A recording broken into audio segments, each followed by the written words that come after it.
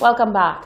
Parliamentary Representative for Gros-Islet, Leonard Spider-Montoute, addressed members of his constituency on Wednesday, the 1st of April, following the announcement by the Prime Minister of a 7-day, 24-hour curfew. The MP and Minister reinforced the measures put in place for the vulnerable during this period. Parliamentary Representative for Gros-Islet, Honorable Leonard Spider-Montoute, addressed his constituency on April 1st following the address by the Prime Minister Alan Chastanet on March 31st, where he announced the island would be on a 7-day, 24-hour curfew, effective April 1st to April 7th, 2020. I would like to inform all residents of some of the protocols that are in effect during the shutdown. With the 24-hour curfew, everyone is expected to remain at home unless you are part of essential and protective services or you have been issued a pass from NEMO or the police to leave your home.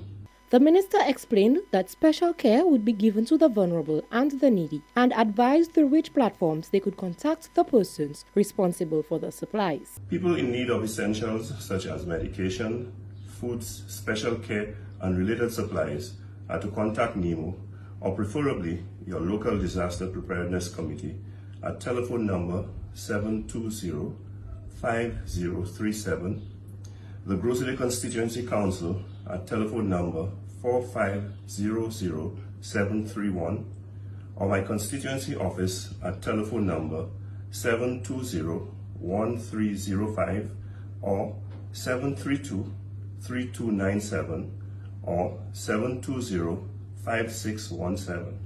Minister Montoute reassured his constituency that public facilities would be open for those who need it and reiterated the sentiments of Agricultural Minister Ezekiel Joseph. Those who utilize public facilities such as showers and restrooms will be allowed to do so between the hours of 8 a.m. to 6 p.m. Farmers needing passes to tend to their crop and livestock are asked to contact their extension officers for Region 2 at telephone number 713-8004 or 725-4109. Distribution of supplies can be expected to commence in the next 24 to 48 hours, with first priority given to the most vulnerable in our community. The minister has promised that updates will be given to the constituency upon any new development. He is urging the public to practice the protocols established and remain safe. Reporting for Hot 7 News, I am Genevieve Gonzalez. COVID-19 continues to affect the Caribbean and the wider world. As of the 2nd of April 2020, St. Lucia had 13 confirmed cases. Other countries such as Martinique and Trinidad and Tobago continue to see a rise in the number of COVID-19 cases. COVID-19 continues to affect many of the Caribbean islands to a point where a majority of the islands have closed their borders and are in a state of emergency or under lockdown. St. Lucia is on a 7-day, 24-hour curfew, effective April 1st to 7th, 2020. Antigua is also on a 24-hour lockdown. ABS Television and Radio spoke with Antiguans, getting their views on the move by their government. Way overdue.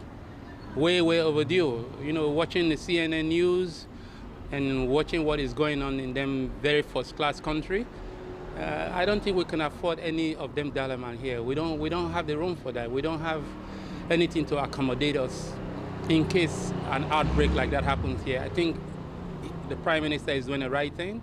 I think everybody should stand and put and obey. And, you know, it's to save our life. I think it's a good idea. So it gives us time to reflect. And, well, me personally get some time to read, get time to park up the backyard. Because if you don't take that time, as you can see now, it's forced upon us. Yeah. So people should look at it as a positive. I think the government did a good job on that because people are not listening.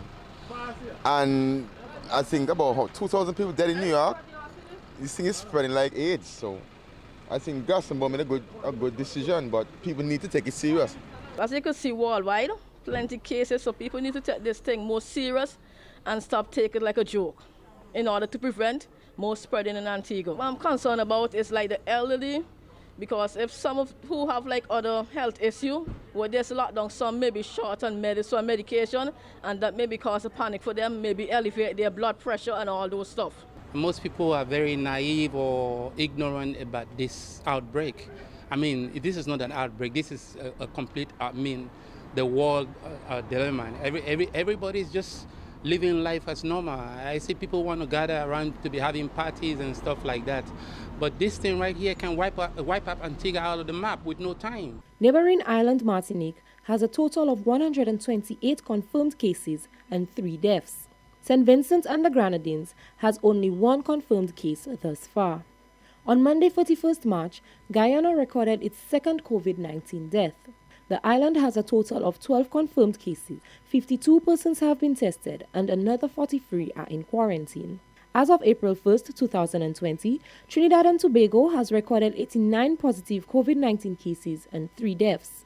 Thus far, only 1 patient has recovered and been released from isolation. The government announced plans to free certain categories of prisoners to reduce overcrowding in the nation's prisons and contain the potential spread of the COVID-19 virus. Jamaica has recorded 38 cases and 2 deaths. Their newest case involves a 13-year-old boy.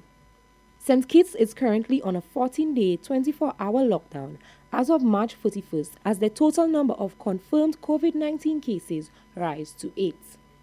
As of April 1, 2020, the World Health Organization and the Pan American Health Organization confirmed approximately 216,912 confirmed COVID-19 cases and 4,565 deaths in the region of the Americas. Reporting for Hot 7 News, I am Genevieve Gonzague. In news further afield, Spain has cut almost 900,000 jobs since it imposed strict measures to fight the new coronavirus. Another sign of the economic impact of the outbreak in Europe's second worst hit country.